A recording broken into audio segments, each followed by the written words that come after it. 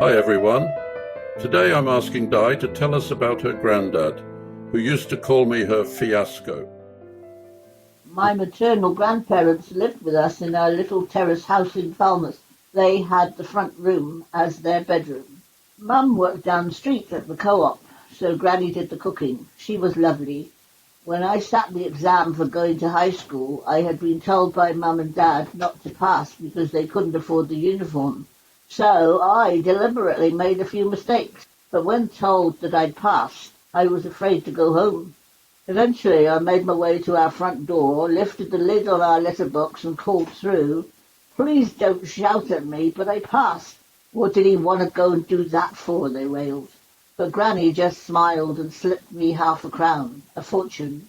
Grandad worked in Truro and was a swimming instructor and captain of the water polo team. In retirement he would repair people's shoes all day at our kitchen table, earning money to put on the horses.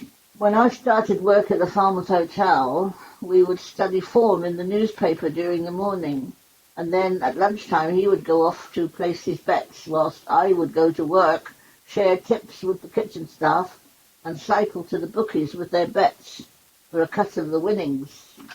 He used to call me the Unfinished Symphony. I can't imagine why. But I have always been indebted to him because at the age of 9 he said to me, "You play the piano and can find all the keys, so I'll teach you to type." And he did, on an old Remington. Also Pitman's shorthand.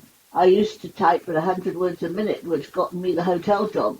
However, I have been known to type too fast. As an estate agent, I once sold a plot of land, drew up an agreement for signing. The buyer cracked up when he read it because I had typed that he had to send together with the witness. Actually, I'm forgetting that Grandad had another source of retirement income. That was charming water away. If I went to answer a knock at the front door, I never knew if I'd find someone holding a pair of shoes or someone covered in warts.